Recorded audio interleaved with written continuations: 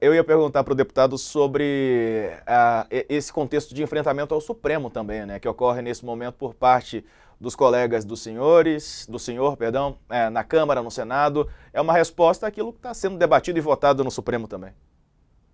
Sem dúvida, por isso que é angustiante. Porque eu não sei se eu estou conseguindo expressar e gostaria de conseguir a minha angústia.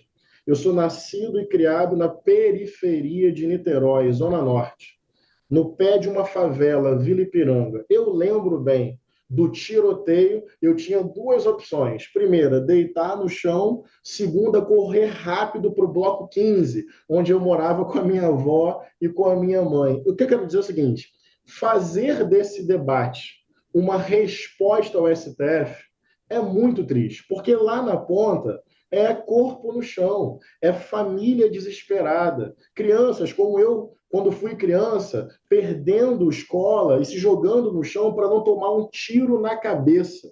Então, você fazer desse debate tão sensível uma moeda de disputa com o STF, eu lamento profundamente, mas é isso que está acontecendo.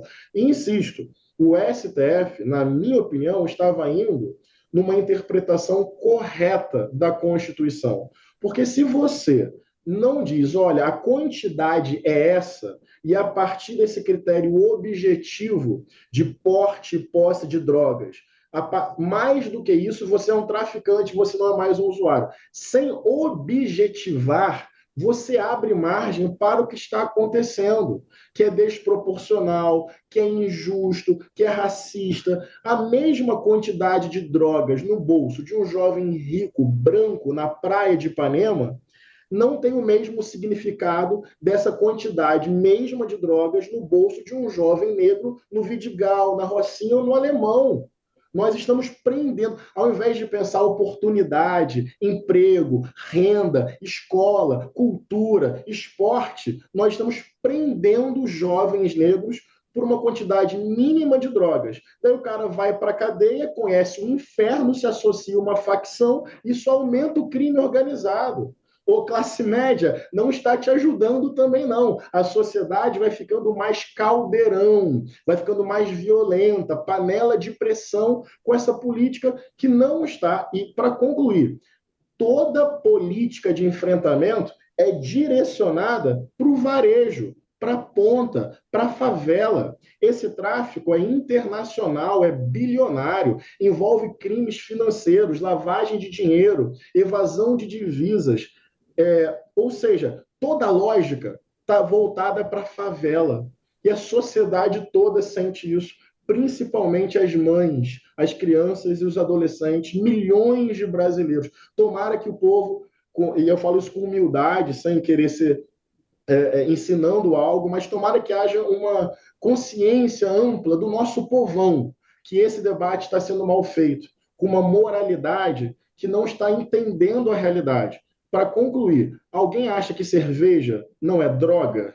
Alguém acha que se proibir cerveja vai diminuir a oferta, a demanda e a circulação? Alguém aqui vai fazer esse debate no Congresso, mas vamos proibir o álcool? Não vai dar certo. Então é melhor você desestimular, é melhor você taxar, é melhor você conscientizar, é melhor você cuidar. Eu acho que eu estou disposto a fazer esse debate com a sociedade e certamente não estou sozinho. Temos que topar fazer. Henrique, quando a atual legislatura do Congresso assumiu, ficou claro que, como a gente está conversando contigo, que ele seria bastante conservador, né, em costumes, em comportamentos, né, e mesmo liberal no sentido negativo com relação a algumas questões econômicas, né, de exatamente de ver o Estado de uma forma negativa. E além dessa questão das drogas, né, dos psicoativos de uma maneira geral, há uma série de outros projetos tramitando na Câmara dos Deputados e no Senado Federal também que tratam de outros assuntos relacionados a comportamentos e costumes.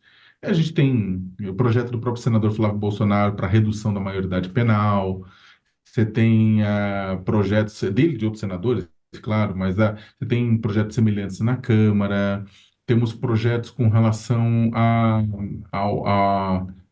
ao padrão do que deve ser uma família, tentando colocar famílias como apenas como núcleos com um homem, uma mulher e crianças.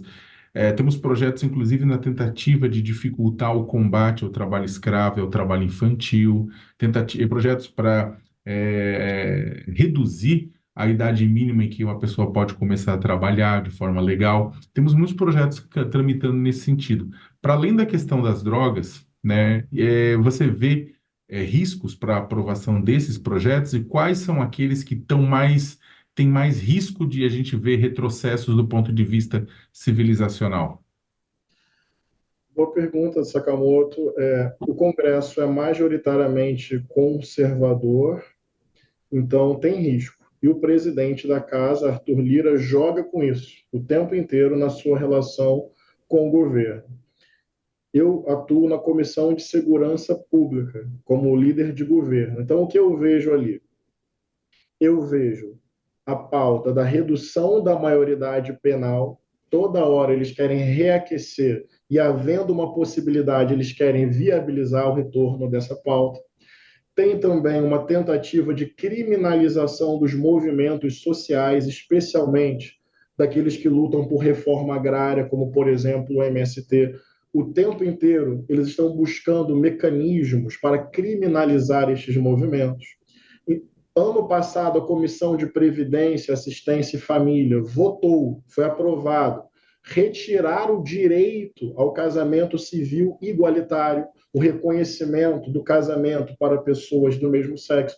Então, aqui eu já falei de redução da maioridade penal, criminalização de movimentos sociais e retirada de direitos para famílias que não são heteronormativas. Então, isso é absolutamente grave. Ainda tem todo um lobby relacionado ao retorno de uma lógica manicomial crescendo no nosso país, de você reduzir a rede de atenção psicossocial e fortalecer as chamadas comunidades terapêuticas. Aliás, Sakamoto, eu quero poder lançar luz sobre isso. Essa PEC tem a ver com comunidades terapêuticas, viu? Por quê? Quando eles falam que o usuário vai ter medidas alternativas à prisão, diferente do traficante, embora isso não esteja definido de forma objetiva, quem é usuário, quem é traficante, qual a quantidade, mas essa pena alternativa, e óbvio que eu vou defender não encarceramento, porque acho que não resolve, mas o lobby ali é para fortalecer as internações compulsórias. Ou seja, não vai prender, não vai prender, mas facilitar e estimular uma outra alternativa, que é a internação compulsória, onde? Em comunidades terapêuticas, muitas ligadas ao fundamentalismo religioso, com indícios de internação compulsória, privação de liberdade, tortura, terapias de reversão sexual. Então, são algumas pautas bombas desse mundo que eles querem construir, que é um mundo, e aí tentando dialogar com as pessoas, um mundo entristecido, um mundo mediado pelo medo, pelo pânico, que perde laços de solidariedade, compaixão, respeito, cidadania, que desiste das pessoas, da convivência, que aposta tudo em arma, prisão, cada um por si, todos por ninguém, e viva a família tradicional. É triste. Acho que nós temos que debater com o nosso povo para afirmar um Brasil diverso, um Brasil plural, um Brasil cheio de regionalidades, do rap, do hip hop, do samba, do carnaval, do axé, do amém, da igreja, do terreiro, da sinagoga, da mesquita, da cidadania, da juventude, ou seja, das juventudes. É um debate civilizatório. Acho que nós temos que reagir a isso afirmando pluralidade, afirmando cidadania, afirmando crença na dignidade humana, afirmando que escolas, direitos sociais, emprego, renda, arroz e feijão, tudo isso é mais importante do que prisão e arma na mão. Vamos fazer o debate com Agora, sensibilidade, com respeito, mas vamos fazer. deputado, esse discurso do senhor soa muito lógico, né? É evidente que feijão, arroz, civilidade, tudo isso é mais importante do que arma, encarceramento indiscriminado. Mas o senhor vem do Rio de Janeiro. No Rio de Janeiro, eu me lembro de uma campanha eleitoral Estava o então candidato a governador, Wilson Witzel, apareceu lá num caminhão em Petrópolis, na Serra Fluminense, ali, do lado de 2 candidatos a deputados, com uma placa da Marielle Franco rasgada ao meio. Um era candidato a governador, o outro era deputado estadual, se não me engano, o Rodrigo Amorim, e tinha um outro que era candidato a deputado federal, né, que era o Daniel Silveira. Todos foram eleitos. Todos foram eleitos. Nem todos continuam no cargo, mas todos foram eleitos, né?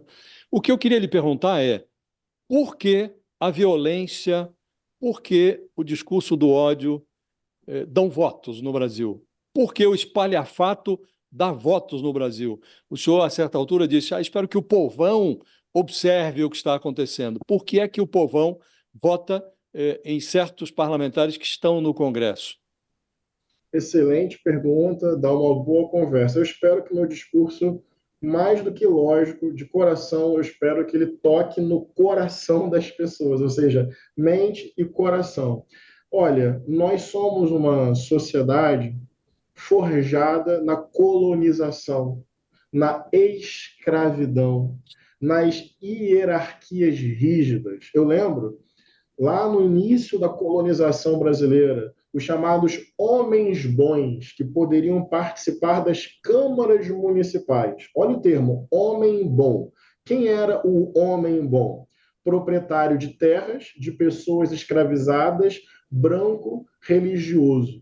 Olha a ideia de bondade associada à masculinidade, ao poder, à riqueza e aos privilégios. Bem, por que eu estou voltando lá à colonização? Porque isso explica muito do nosso país. A desigualdade, a violência, a precarização da vida.